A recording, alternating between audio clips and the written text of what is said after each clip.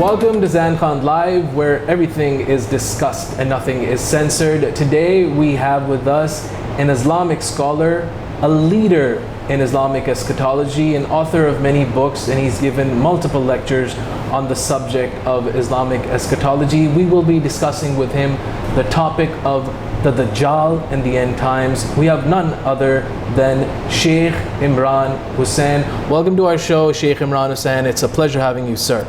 Thank you for your kind invitation.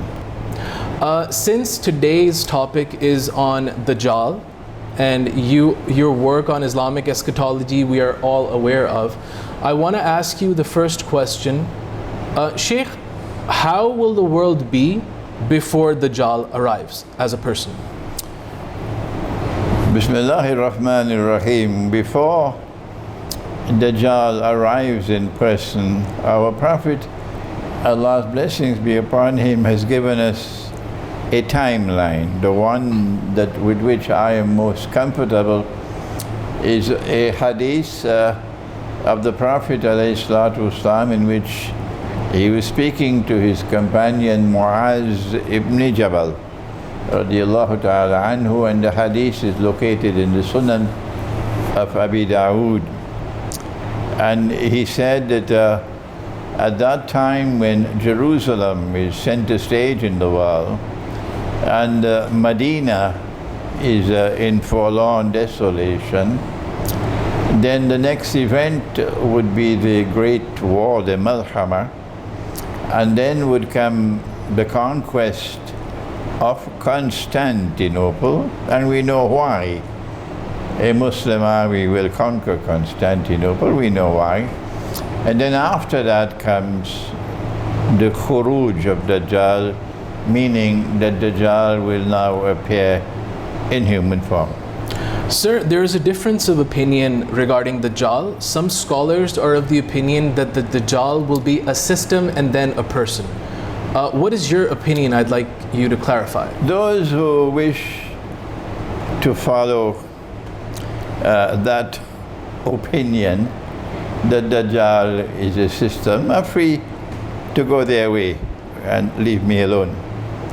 Our Prophet ﷺ, the first thing he said about Dajjal is that he referred to him as Al-Masih al-Dajjal, implying, and this is elementary, that here is someone who wants to impersonate the Messiah. And that is why he's called Al-Masih al-Dajjal. The Messiah was a human being. And therefore someone who wants to impersonate the Messiah can't be a mountain, can he? He has to be a human being. We read in the Hadith that the Dajjal will have some sort of a control. So, I ask the same question again. Will he be like a president? Will he be a king, a dictator, a warrior? Will he have some sort of a system before he arrives? Yes.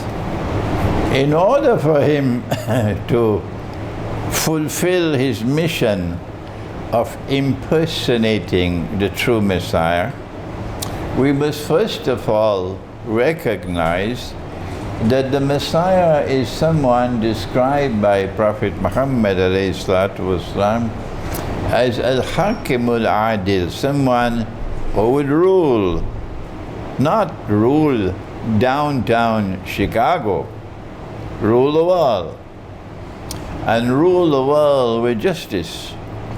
Ruling the world with justice requires power. It requires political power. It requires economic power. It requires military power in order to rule the world. And so someone who wants to impersonate the Messiah must therefore also seek to rule the world.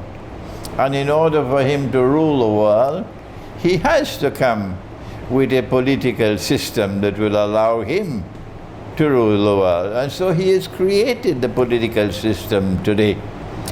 He has created the United Nations organization, and he has embraced all of us like sheep and cattle and goats and camels who have lost the capacity to think.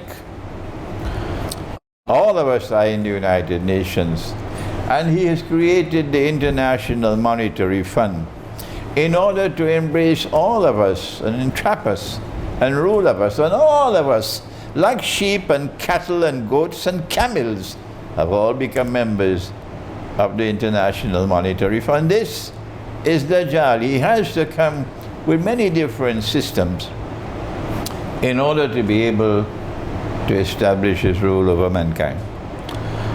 Sir, you've named a few events that will happen before Dajjal arrives as a person.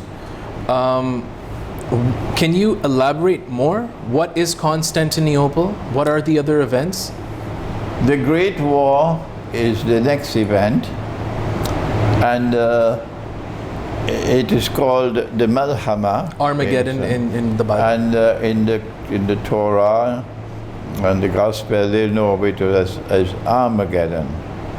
But we're not the only ones who are expecting the Great War.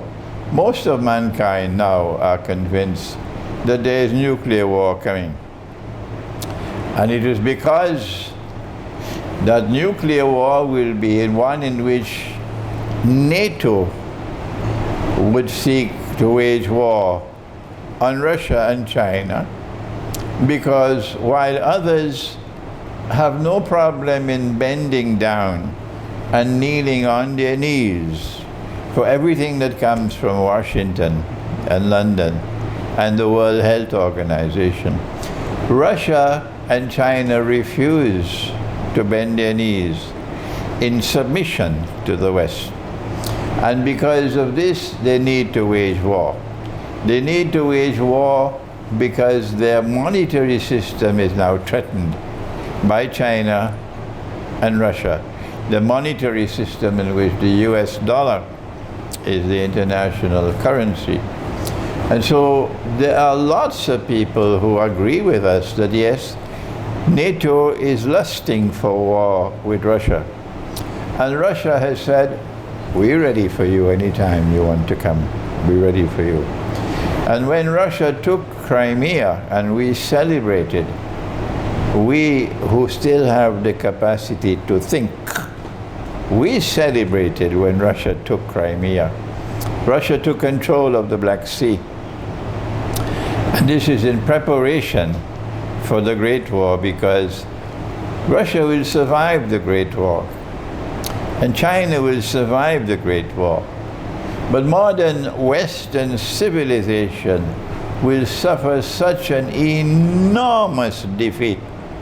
The Quran speaks about that defeat when Allah says in Surah Ar-Rahman, but nobody studies the Quran at this time. Pakistanis have more important things to do than to study the Quran. And I'm here in Pakistan as a forlorn Islamic scholar. I'm here to try to teach the Quran as it ought to be taught. Allah says in Surah Ar-Rahman, بعد أعوذ بالله من الشيطان الرجيم سنفرغ لكم أيها الثقلان. I'm going to deal with you. He's talking about the Great War. So Russia and China, of course, they will be badly affected by the war, but they will survive. And that prepares the way, because Russia now controls Crimea. That prepares the way for a Muslim army to conquer Constantinople. And when the Muslim army conquers Constantinople, as prophesied by Nabi Muhammad alayhi salatu, and I don't have time for the sheep and cattle and goats and camels who argue that the conquest of Constantinople by the Ottoman Empire in 1453 fulfilled the prophecy of Prophet Muhammad alayhi salatu. Tell these people, go your way and leave me alone. When the conquest of Constantinople takes place after the Great War, the first thing that we would do is to return Hagia Sophia to those to whom it rightfully belongs. And I am tremendously happy to find that in the more than 4 months that I've been in Pakistan, and I've been traveling in many parts of Pakistan, not one person has dared to come before me to argue the case with me. Not one. Not one. I don't know where they're hiding. What's the reason? They were trumping and beating and dancing that, no, Hagia Sophia now is a masjid and it's time for us to celebrate. I don't know where they're hiding, in which hole they're hiding. They're scared to come before me. Not one Pakistani has ever deferred with me. That we will return Hagia Sophia to those to whom it rightfully belongs.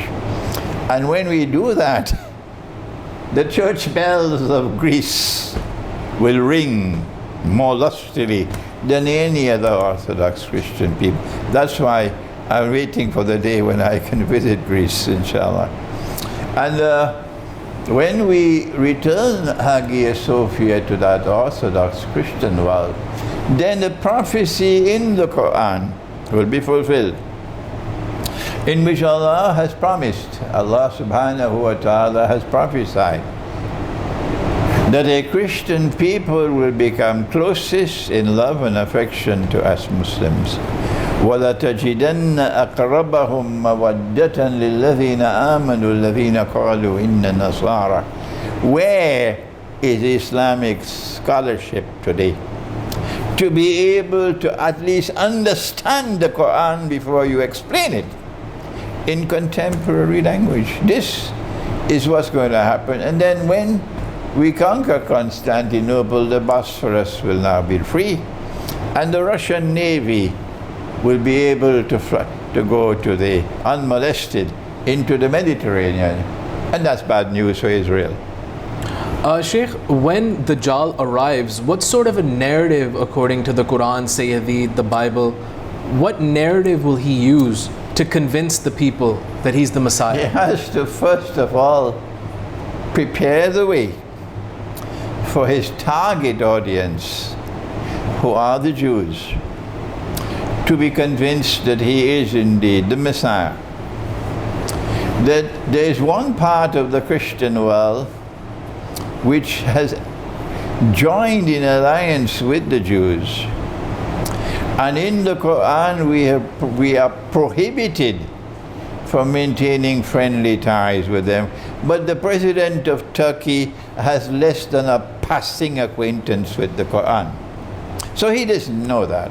So Turkey is a member of NATO, not only a member of NATO, comfortably a member of NATO, in conflict, manifest conflict with Allah's command in the Quran. Don't take those people as your friends and allies. And that's what Erdogan has done. But there is another part of the Christian world which is not going to be in alliance with the Jews. This part of the Christian world would recognize that this man is not the Messiah. And the Muslim world, of course, has those who just eat their biryani and go home and sleep. So they will dance to any tune that Dajjal plays. But there are other Muslims who have the capacity to think. And when they see him standing in Jerusalem declaring, I am the Messiah, they will say, no, this is Dajjal, the false Messiah. So he has to do all the work that he has to do to convince his target audience that he is the Messiah. And the most important thing of all is to be able to establish Pax Judaica in succession to Pax Americana. Sheikh, I'm a journalist and I read mainstream media and also alternative media. And you've just mentioned that the Dajjal will rule the world. Now, if we read alternative media terminology, they call this the one world government that's going to come. Prime Minister Imran Khan's latest interview with HBO, he used the term cultural imperialism. So I'm trying to ask this question: one world government, and they're also going to try to have a one world culture? You notice that my name never appears in newspapers in Pakistan. I'm not on a radio. You don't see me on television. It's because I recognize that what you refer to as the mainstream media, I recognize it as DAJJAL'S mouthpiece. It's the bogus media. But the sheep and cattle and goats and camels, they love it, fine, let them stay with it and let them eat that and go home and sleep. So I look for news elsewhere, not in what they call the mainstream media. And I don't sing for my supper to offer opinions that will be pleasing to the market out there in Washington that will pay me my monthly salary.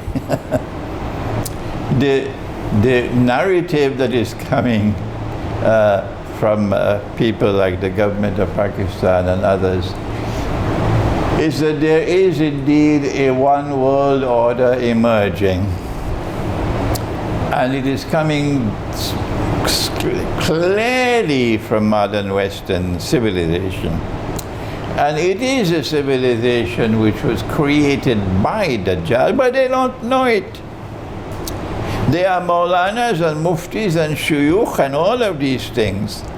And they have control of the Darul Ulooms, and they offer themselves as scholars of Islam, and they are blissfully ignorant that from the Quran itself you get the evidence that modern Western civilization was created by Dajjal. And it is this modern Western civilization which is spreading its tentacles even after decolonization, and even after the freedom, the national freedom movements have brought into being states like the Republic of Pakistan and the Republic of India and so on. They are still pursuing their effort to bring all of mankind into one global order. Sheikh, when I talk to Islamic scholars living in the West, they tell me secretly that they have so much pressure on them that if they say that homosexuality is haram in Islam, they will get banned and they might even get jailed.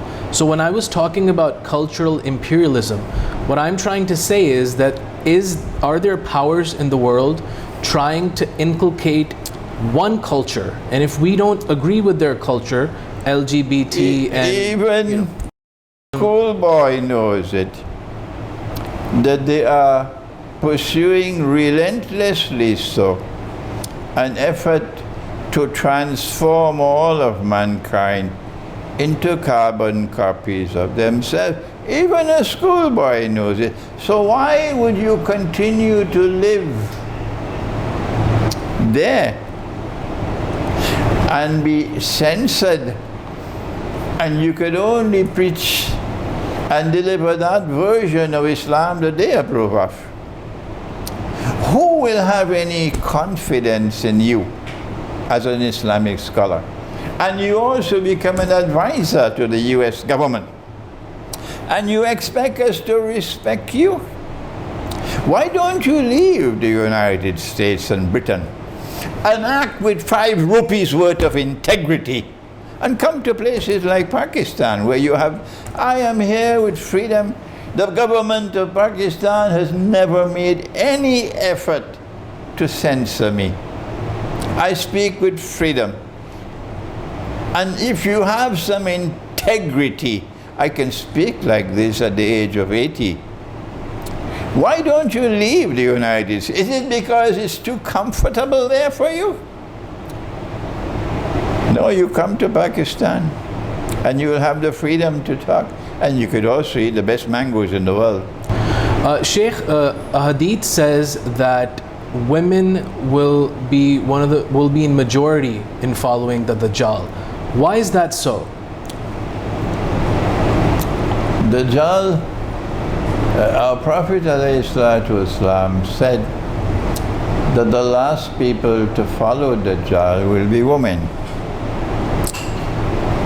And the brainwashing of women will be so total and complete. You cannot talk to them. No. He says a man would have to return to his home and coercively restrain,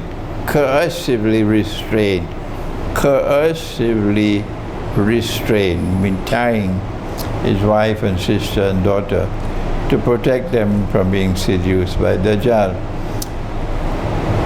It is the modern feminist revolution, which is not only taking the world by storm, but has taken good roots here in Pakistan as well. You have women who are faithful to the truth. You have women in Pakistan who are faithful to the truth, faithful to the Quran, faithful to Nabi Muhammad alayhi salatu wasalam. And the Quran has described these women as righteous women. But you have another breed of women who are now captivated by the feminist revolution that is coming from Dajjal's modern Western civilization. And you can see the effect on these women, brainwashed women, that they do not wish to live lives of righteousness. They do not wish to live lives in which they perform the function that Allah has given to them. The male and the female have been created, and the Quran tells us, functionally different. The man has a function, a duty, to maintain women, and to guard and to protect them. But they say no. We don't need men to guard and protect us and to maintain us. So we say to such women, would you kindly leave us and go your way? You are the equivalent of rubbish in Akhirul Zaman. And we'd rather not have to deal with rubbish. My language is harsh because you can't talk to them. And Allah has given to women functional roles. It's like the night and the day. The day has a functional role to perform, and the night has a functional role to perform. And Allah says that when the two come together, fulfilling their function, then you have a harmonious system. But no, she says, anything a man does, I have to have the freedom to do. So I say, go your way and find a place where you can live with your kind of people. And your kind of people are those who eventually declare that a man should have the freedom to marry another man, and a woman should have the freedom to marry another woman. And it's a woman's body. She has freedom in her body to rule over her body. She wants to put on clothes, that's her business. She wants to take off clothes, that's her business. We say, go find your place to live and leave us alone. We don't want to see you. You are contaminating our society. Go your way, we don't even have to argue with you. You just mentioned that the Dajjal created the Western civilization. Now, when you say this, are you trying to say the person Dajjal or the dark energy of Dajjal? How did he create the Western civilization? Is he here? We settled this issue at the beginning of the interview, that there is a creation, a being, who is known as Al-Masih al-Dajjal, but he has with him those who support him and who assist him. Our Prophet ﷺ spoke about the jinn, for example, supporting Dajjal. And it is also there in the Quran, the jinn supporting Dajjal. And so blockchain technology didn't come falling from the sky. Yes, and the cryptocurrencies and the one universal currency that is just around the corner. All of these are part and parcel of a civilization which was created by Dajjal and which has support from the shayateen and the Quran. But who studies the Quran today? The Quran confirms it. Yes, Dajjal has support from shayateen of the jinn and of the men. There are lots of them in Washington supporting Dajjal, yes. Now let's not overlap the timelines. I want to know that Dajjal has appeared. How long will it take for Imam Mahdi to appear and confront him? Dajjal will appear and proclaim himself to be the Messiah in Washington. Sorry, not Washington, in Jerusalem. And then he can say, he can now claim, I have completed my mission. Unless Dajjal has completed his mission of declaring himself to be the Messiah in a Jerusalem which is Pax Judaica, the Imam al-Mahdi cannot be sent. So the Imam al-Mahdi, the advent of Imam al-Mahdi will commence only after Dajjal has completed his mission. And so we still have some time left for that. As soon as the Imam al-Mahdi emerges and all of these republican states and monarchies and so on, which clutter the world of Islam today, have disappeared. And the Ummah of Muhammad alayhi salatu wasalam is restored. Its political integrity is restored. But conventional wisdom, conventional political wisdom in Islamabad can't even understand this subject. The political integrity of the Ummah is restored with the Khilafah state. And if you ask them what's a Khilafah state, they don't even know what's a Khilafah state. They don't study the Quran. I don't know what to do with them. I am here in Pakistan to teach the young ones in the universities, 18, 19, 20, 21 of you, teach them the Quran, so that a new generation of scholars of Islam will emerge tomorrow, which will command respect. You can't get that from the Darul Uloom. And so, when the Imam has established the Khilafah state, Dajjal perceives this to be his greatest threat.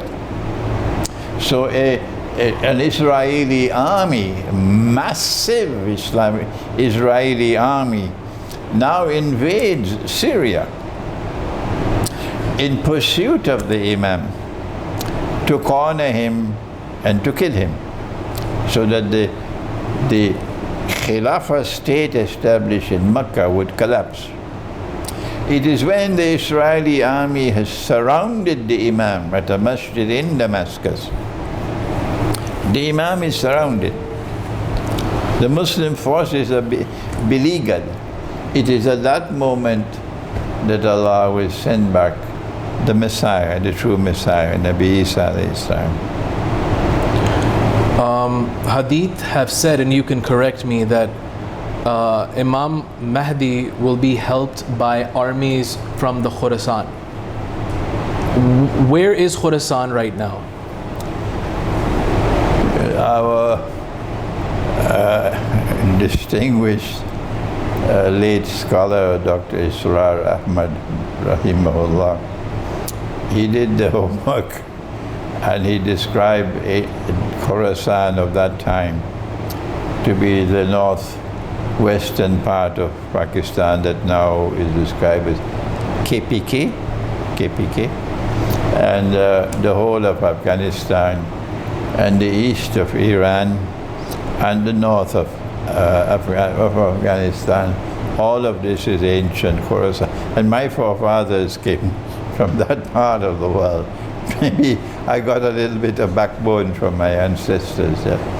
And it is that part of the world which has consistently resisted Western oppression. Iran has set a magnificent example to this day in resisting American imperialism.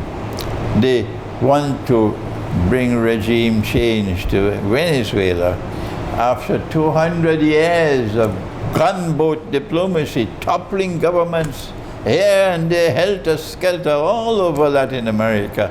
Now they reach checkmate. United States cannot change the Venezuelan government. They have imposed horrible sanctions. Venezuela is suffering.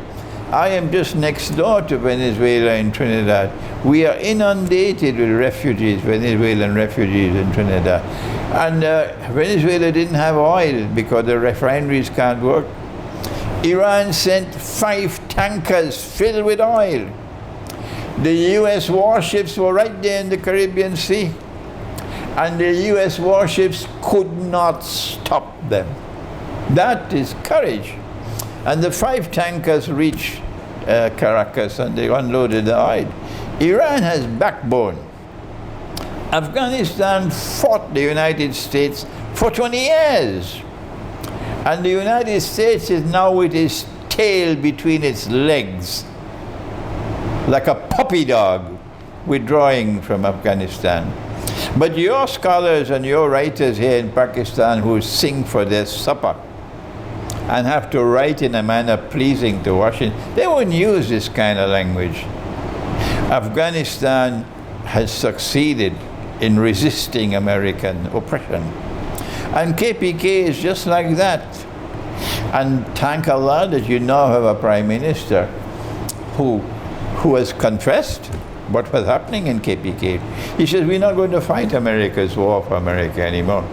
So Khorasan is a part of the world which has consistently shown backbone, opposing British oppression, Soviet oppression, and American oppression. It is from here, from the time Israel wants to attack Yemen, that army will begin its march from Khorasan. And our prophet prophesied, he said, no one will be able to stop that army until it reaches Jerusalem. Sheikh, when we talk about the Dajjal, we read in different books that he will have powers. I've read in the Bible and also the Hadith, and what the impression I get is that he will have extreme levels of control on the economy. In the book of Revelations in the Bible, it's written that nobody will be able to buy or sell unless the person has mark of the beast. And if we read the Hadith, it says that Dajjal will destroy the crops and he will give people crops, the people who follow him. So what the impression I get is that he will have enormous amounts of power on the economy and also politically. My question to you is that, please correct me if my analogy is right or wrong. And secondly, Dajjal will have black magical powers or scientific powers or both? You have asked 3 or 4 questions in one, and you put me in the uncomfortable position of having to deliver a lecture 2 or 3, 4 hours long to answer you. Let's take the first question and disregard the other questions. The mark of the beast in buying and selling. This is a very clear indication that Dajjal, through his civilization, modern Western civilization, that the Darul Uloom doesn't know about because they eat their biryani and go home and sleep. That's all they do. They stop thinking. Dr. Iqbal said they stopped thinking 300 years ago. And when I go try to teach them, they shut the doors of the masjid on me. They did that all over Britain. All over Britain. Pakistani Maulanas and Muftis established their credentials, shut the doors on Imran Hosein.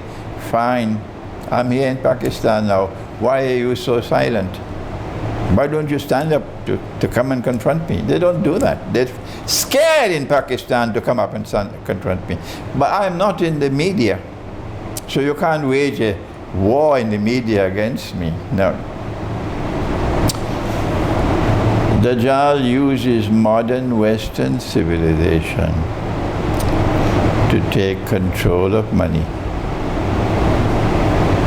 And if you had done your homework, you would have known that the Quran has given a definition of money.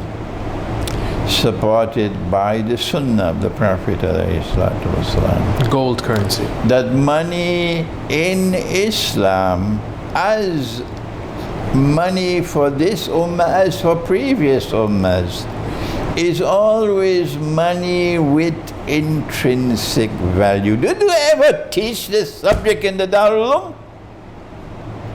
Does the State Bank of Pakistan know what the Quran says about money? It is such a frustrating experience that we have to try to build a new generation of scholars of Islam to replace this. Money in Islam is always money with intrinsic value. And the Quran speaks of dinar and the Quran speaks of dirham. Who cares about the Quran today? But they have their PhD from MIT. So who cares about the Quran? I speak like this because of frustration. I'm 80 years of age and I've been teaching the subject of Islam and the international monetary system for 25 years. But they're deaf, they can't hear. They're dumb, they can't talk. So that's why I speak like this with frustration. The modern West came and replaced money with intrinsic value, halal money, and replaced it with bogus, fraudulent, and utterly haram money with no intrinsic value. The money which they now use has a fictitious value, but Mufti doesn't know that. Mufti can only eat his biryani and go home and sleep from top to the bottom. That's what Mufti does. So that means your view on cryptocurrency is also negative. All money with no intrinsic value has come from Dajjal, and they're comfortable with it. The International Monetary Fund, thank Allah that I studied international relations in 2 universities after graduating from an Institute of Islamic Studies. Thank Allah for Maulana Dr. Muhammad Fadlur Rahman Ansari that I can sit comfortably in the presence of your governor of your state bank, because I know my subject of monetary economics, international monetary economics. I know my subject and I know what the Quran says. So I'm not scared of sitting with the scholars. I'm not scared at all. The Quran declares that this is halal money, dinar and dirham.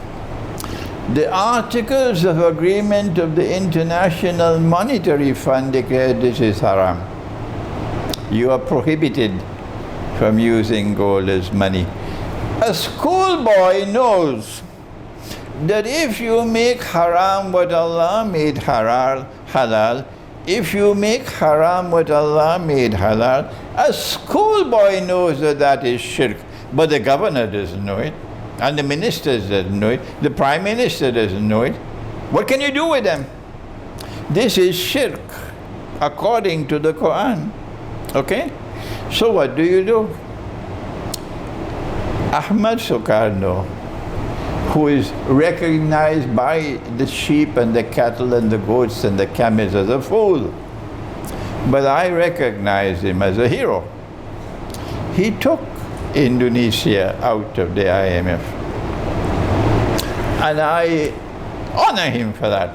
But tomorrow, and the tomorrow is not far in coming, all of them, every single one of them, will have to say goodbye to the IMF, whether they like it or they don't, because integrity will return to the world of Islam, and this bogus system will go into the garbage bin from where it emerged in the first place. When integrity returns to this ummah, we will once more use gold and silver as money. And then you will not have this shameful economy in which he is earning 300,000 rupees a month and his servant is paid 15,000 rupees a month. That's drinking the blood of the working man. That is living off his sweat, because the market wage is Dajjal's wage.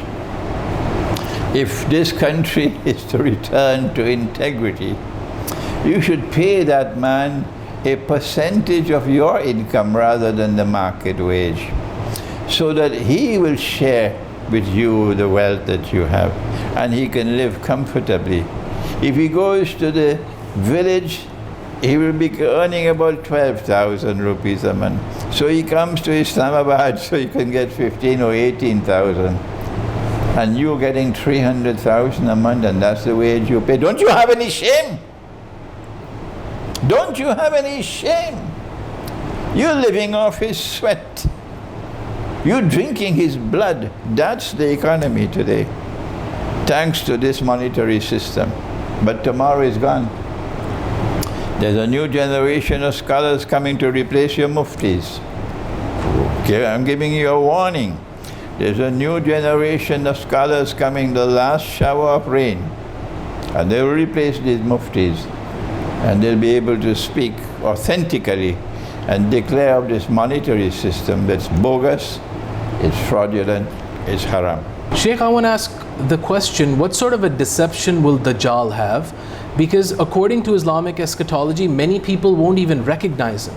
So what are going to be the main deceptions of Dajjal? The Quran has answered your question in Surah Al-Kahf of the Quran. The encounter of Musa alayhi salam with Khidr alayhi salam. Khidr is not his name. Khidr is a title. It means green. And he got this title, green, because the knowledge that he has, that knowledge, when he reaches that knowledge out, it's like raindrops. It's like rain falling. And the rain brings the dead earth back to life and everything becomes green. This is not mechanical knowledge that is put in a package and taught by the Darul Uloom, transferred from generation to generation, where you don't have to think. This is a different kind of knowledge that comes from Khidr alayhi salam. And the Quran uses the encounter of Musa alayhi salam and Khidr alayhi salam to teach the lesson that in the age of Dajjal, appearance and reality are different from each other. Things are not what they appear to be. The Prophet said alayhi salatu wasalam that Dajjal will bring two things with him, a river and a fire. But his river is a fire, and his fire is the cool waters of a river. In other words, Dajjal takes the road to heaven and makes it look like the road to hell. Who wants to leave Los Angeles and Miami and New York to come and live in Topi and Shigar? Who wants to do that? Huh? That's heaven. This is hell. So he takes the road to heaven and makes it look like the road to hell. But what Dajjal has done is that he took the road to hell and made it look like the road to heaven. And so they're now trapped in the United States. I hope they listen to this video. They're trapped in the United States. Their children and their grandchildren will be taught that a man can marry another man and get a marriage certificate. That's the bitter fruit you'll have to eat. And their grandchildren will be eating bacon and eggs for breakfast and drinking wine for lunch. You went to the United States for the good life. Now live with the good life. So you have to be able, in the age of Dajjal, to have the capacity to see and recognize things as they are and not as they appear to be. There are two du'as that can be recited. Allahumma arini al-ashya'a kamahi. Oh Allah, kindly show me things as they are, so I am not deceived by what they appear to be. And then there is the dua of Nabi Muhammad alayhi salatu wasalam. Allahumma arini al-haqqa haqqan warzuqni ittiba'ah wa arini al-batila batilan warzuqni ijtinaba. Oh Allah, kindly show me things, show me truth as truth, and grant that I might recognize it as truth and follow it. And show me falsehood as falsehood, and grant that I might recognize it as falsehood and reject it. And so you have to have, in the age of Dajjal, a capacity to see and to penetrate things beyond the normal. And that capacity comes only when you have nur in your heart. And you will never have nur, light in your heart, if you're committing zina. She invites you to have sexual relations with her, or you invite her to have sexual relations with you, and it's haram, and you enjoy the moment, fine. And guess what's the price you pay? The price that you pay for that zina is that all the nur that you ever had is gone, and all that you now have inside of you is darkness. The other way in which you can lose your nur is, of course, with riba. Riba. And there are many different forms of riba. We don't have the time to take that. So you need to have nur in your heart. Your heart has to be clean and pure. And if the heart is kept clean and pure, faithful to Allah, then nur can enter into that heart. This is epistemology, and it's not taught to our people. When you have nur in your heart, you'll now be able to see what otherwise cannot be seen. And our Prophet warned, he says, ittaqu firasat al-mu'min fa innahu yanzuru bin nurillah. Fear the penetrating insight and wisdom of the mu'min, because when he sees with the nur of Allah. Sheikh, Dajjal has arrived. Now, can you please explain to us how will he die, according to Islamic eschatology? When the Messiah comes down, because the masjid is surrounded by the Israeli army, and Dajjal is outside leading them, he's their Messiah.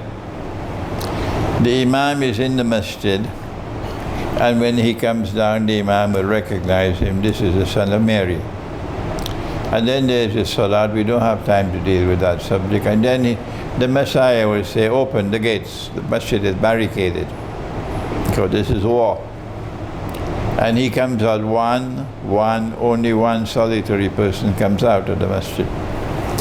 And Dajjal sees him, and Dajjal recognizes him as the true Messiah. And Dajjal is then filled with such terror that the Prophet said he will melt like salt melts in water. And he pulls off, running for dear life. The Israeli army recognizes this man as the Messiah. So they are astonished, they're bewildered, and eventually demoralized, seeing their Messiah running for their life, because one solitary individual comes out of the masjid, and the army has surrounded the masjid. Eventually they realize, we've been taken for a ride. This is not the true Messiah. This is the false Messiah. That man who came out of the masjid, that's the true Messiah. That's Nabi Isa alayhi salam. We don't have the time to expand on this subject. So the true Messiah pursues the false Messiah and eventually kills him. When he kills him, he passes into non-existence. No human being passes into non-existence. A human being will be raised to life again on Judgment Day. and a human being will stand before Allah for judgment. But Dajjal will pass into non-existence because he's not a human being. He appears as a human being. But the Quran has described him as a Jasad. I've written a book on that, the Quran, Dajjal and the Jasad. I advise you to read that book. Thank you so much, Sheikh Imran Hosein, for being on Zain Khan Live. It was a pleasure having you. Thank you for taking out the time. You're welcome. Okay. This is Sheikh Imran Hosein, one of the leading scholars in the Muslim world regarding Islamic eschatology. We were discussing the subject on Dajjal and the end times. Until the next episode of Zain Khan Live, keep on watching Zain Khan Live, where everything is discussed and nothing is censored. Assalamu alaikum, take care, goodbye.